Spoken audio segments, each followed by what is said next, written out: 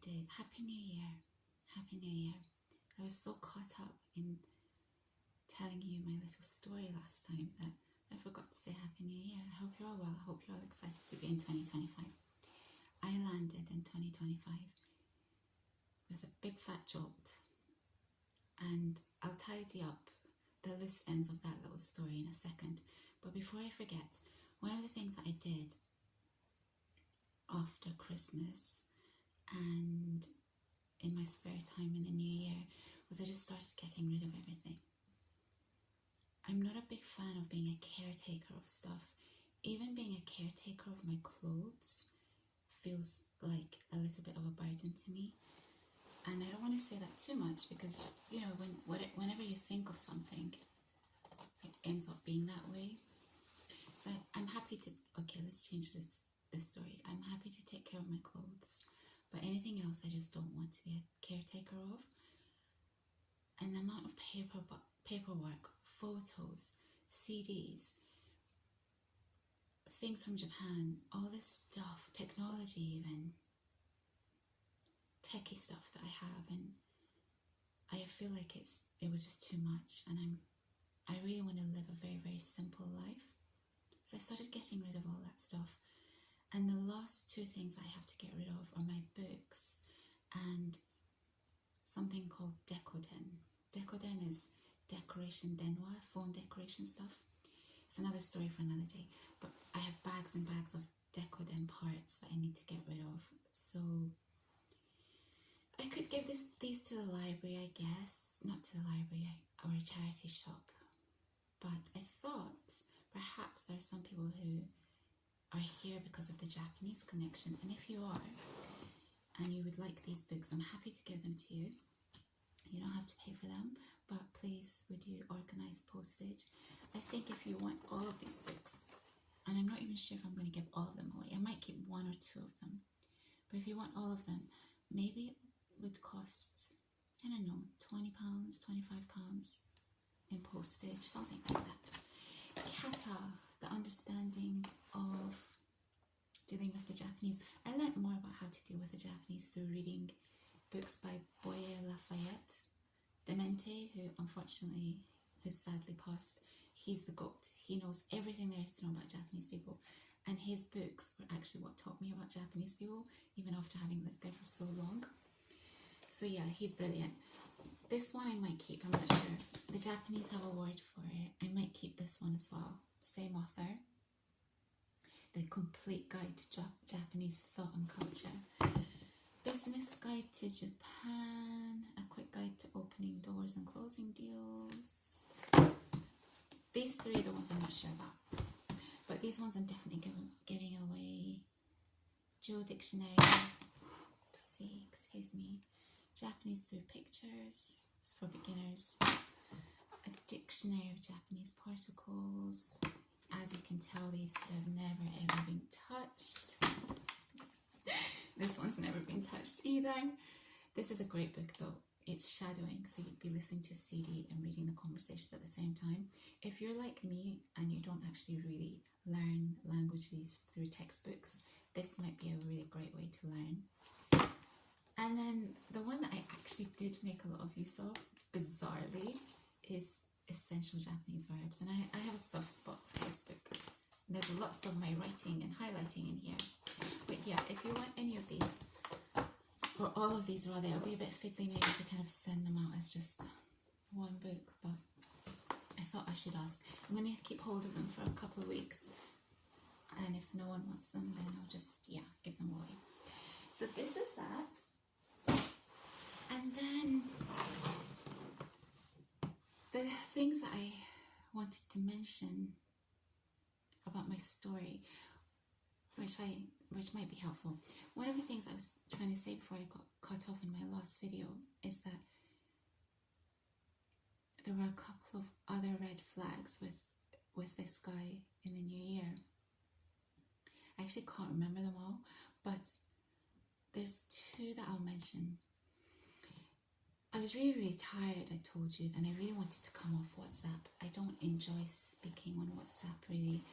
I use it when I absolutely have to, but otherwise I don't socialise on it. And so I said, I'm really tired and I'm really exhausted, and I think I should come off this space. And he said,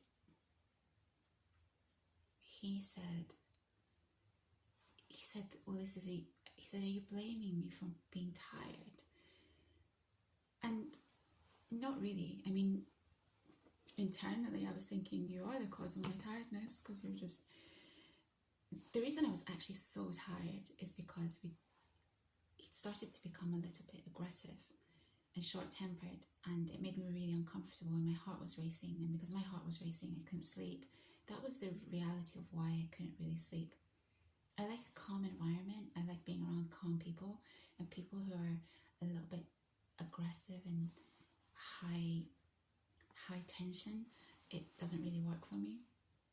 So I didn't say to him, well, you are kind of the cause of this, because I don't like to blame people for things. I try and take responsibility for myself. So he said, this is a you problem. I've never heard anyone say this before. But afterwards, when I was thinking about it, I thought, this is a classic way of knowing when someone... I won't mention all these names like sociopaths, narcissists, because they're thrown around so much that people just use them like they drink water. So I'll just say it's sort of a sign of selfishness, because a normal person, if you say to them, I'm really tired, I'm really exhausted because I've been on this phone for the past few days and haven't had any time to myself, and none of the things that I need to get done have been done, and you know, it's turned a little bit negative, and I don't think it's a great medium because you can't hear my voice, blah, blah. If you said that to someone who's normal, they would say to you, I completely understand, not a problem, just do your thing and we'll reconnect in a few days once you've got your sleep and once you've caught up with all your stuff. He said, this is a you problem. And I said in reply, oh yes it is, that's why I want to come off this space, so that I can correct this problem. What I want to say is that a lot of these people, they try and gaslight or make you feel bad for things that you've said that are just normal things that you're saying. And that's one of the ways that you know that they don't have empathy, or they don't really understand where you're coming from, or they're kind of attacking you for simple things. That was one thing. The other thing was, we were talking about something, and what was it? I need to give you the exact scenario. I was saying to you that he was trying to pressure me into a situation that I just didn't want to be in for obvious reasons. And he couldn't understand it. And at some point I said to him, I don't really know what world you operate, but the world, maybe in your world it's normal to be in a relationship with someone and still have someone as a side piece, but in my world that's really odd. I think that put his back up. He really didn't like me saying that, because basically I was saying that he lives in a weird world, or what he's doing is really strange or odd. It is weird, it is odd. You might be happy with that scenario, and another two women might be happy with that scenario, but I'm telling you that I'm not happy with that scenario. So I said to him, I really love myself, and I wouldn't do anything to harm myself, and I wouldn't do anything that would not make me happy. And he said to me, are you blaming me for not being happy? That's what he got out of that phrase of mine. He said, are you blaming me for not being happy? He said, I'm not responsible for your happiness. How did he extrapolate what I've just said? He's trying to put me in a situation I don't want to be in. I'm saying I don't want to be in this situation because it won't make me happy, and I really love myself, and I don't do anything that would bring harm to me and that would make me unhappy. I really, really care about myself. And he's saying, are you blaming me for being unhappy? I've never said that I'm not happy. I'm saying I don't do things that would bring unhappiness into my world. So he said, are you trying to say I'm responsible for your happiness? And I said, not at all. I'm saying that I am responsible for my happiness. You're hearing the stress in my voice, but obviously in writing is flat. Not at all. I'm responsible for my happiness. That's why I take control of the things that I do and don't do. So these are just a couple of other red flags I wanted to mention. Sometimes it feels like you're kind of, when you're dealing with people like this, it feels like you're speaking to a toddler, or you're speaking two different conversations that have no connection at all, but they extrapolate things from what you've said that doesn't make sense at all, but it's their way of trying to control you or make you feel that you're at fault.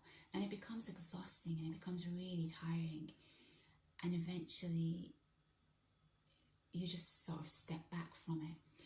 So there was one other thing, final thing he said. I think this was how the conversation on this kind of got shut down. I'm not exactly sure what was said. Maybe it was about why we were still in conversation if I didn't want any of this. Fair enough. I just like, well, from my perspective, I just like talking to him and I feel something. But he's kind of right. Like, he's told me that he's in a situation, a happy one, and so there's no point really me speaking to him in a personal way unless it's professional. Otherwise, there's no point talking to him really. So he said that, and instead of me saying this to him, like, well, we both enjoy speaking to each other. You've said to me that you enjoy talking to me, and for me, there's nothing in it other than just enjoying speaking to you. Instead of just going into this diatribe to try and make him understand, because I'm realizing that he can't really think logically, I just took responsibility and I said, my mistake, it won't happen again. That's how I shut it down. And then he said, haha, pity. So that was our last conversation before that was the last thing that I said to him and he said to me before I went back 4 or 5 days later and said, was there any part of your story that was true? So I realized one thing.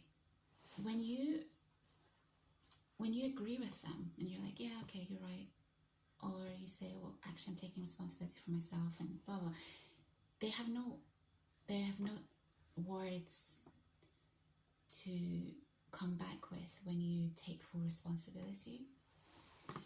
And I think that's one way of dealing with these type of people. There's something called a grey rock method that I've heard, where you just don't react and where you just don't even, your communication with them is minimal and just like yes, no. But that's with people that you've been in relationships with, I think. Less than 10% of storage. And this was not a relationship scenario, but I think that's one way to deal with these type of people as well. It's not really my thing. I think it's a little bit, feels a little bit false to me. I would just say, I would give them a reason for the way I'm conducting myself, and then I just kind of remove myself from the situation. So that's all I wanted to say about that.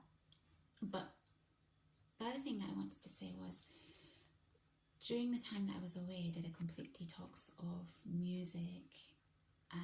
I find music a little bit distracting. I've always found it distracting. As I've got older, I have less of a need for music than I did.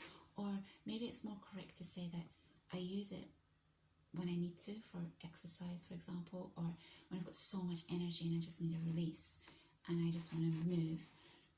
Otherwise, I think I've come to a very good place with music. So I detoxed from music. I detoxed from all the channels that were completely unnecessary, did nothing for me. So I was left with 3 or 4 channels. One, as you know, Accepting the Universe, which I get a lot out of. One is LFA, who I just like because, like Accepting the Universe, is very calm and logical, and he has heart, like Accepting the Universe. And then John Griffin. John Griffin, he's an interesting one. He's obviously been through a really rough time with women, and so that's informed the way he thinks about women.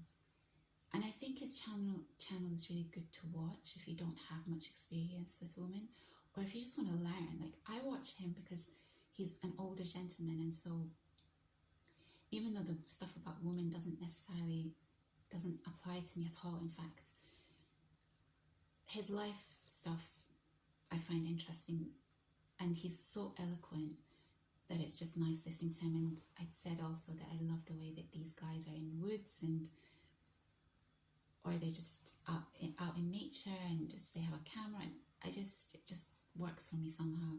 So there's that aspect of it too. And then Wizard Liz, who is the only female that I'm listening to at the moment, but she doesn't really upload much at all. One of the things that Ella Faye said, which I just really connected with, and it's like we know these things, but until someone verbalizes it for us, the penny doesn't fully drop. But he said, I think it would be a huge service to yourself if you were to adopt a mindset in which you took 100% credit for all your wins, and you take 100% of the blame for all your losses. This really connected with me, and so I thought, that's how I'm going to operate 2025. Anything that goes wrong with this house, do you remember last week when I heard that tap dripping? That's something is dripping, and now I can hear it. That's something I have to deal with. Yeah, this house and we've had lots of discussions, and I've come to a realization about this house, which I'll tell you at some other point. There's one other thing that's going on at the moment that I'm hearing. There's a sound in the pipes, and it's making me a little bit nervous. If you're trying to understand why this kind of stuff makes me nervous, it's because I can't solve it. When I can't solve something, it makes me nervous. I don't like to be out of control. I like to be in control of my environment. I like to be in control of the decisions I make. I like to be in control of the things that are around me. And it makes me feel really, really out of control. And if you're wondering why women need men, that's one basic reason why women need men. To be able to do things that they can't do. When this situation happened with this guy this year, two things happened. Firstly, initially it felt really, really exciting. Then it started to feel not so great. Secondly, once it was over, I felt really peaceful about the whole thing. And I think it was partly because of this quote. It would be a huge service to yourself if you were to adopt a mindset in which you take 100% credit for all your wins, and you take 100% of the blame for all your losses. So I came out of that situation feeling grateful, actually. One, for giving me that feeling of excitement this year, so early in the year. And two, that, I would normally not have access to someone like him, because we realized what type of person he was in the end. Normally I wouldn't have access to someone like him. And I think that's the beauty of music. Music allows me to meet so many different types of people that I normally wouldn't have access to. And I think this is actually a really, really good thing. Imagine all the people that we're missing out on meeting. Hopefully great people. Because we just wouldn't normally be in the same worlds or same environments as each other. That's a lot of people. Like, other than the fact that this guy was a sociopath and he's got a shady background, I really liked him and I really connected with him. So, yeah, I just felt grateful. I felt grateful that I'd had that moment, even though I was exhausted by the end and he was tiring me out. I felt grateful that I could have that feeling of excitement. One of the things that these people in the manosphere world talk about a lot is that women need to feel something. And I'd always thought that that was normal for everyone, men and women. What's the point in dating someone if you don't feel something? What's the point? Isn't that what attraction is? Like, feeling something? But it seems that from the comments that I read, a lot of men don't require that feeling. I don't really think this is true, but that's what the comments say. And it's something that keeps coming up. Like, women need to feel something. You need to tell a story. You need to create a vibe. You need to create an air of excitement. And I think, I don't know, am I wrong in this?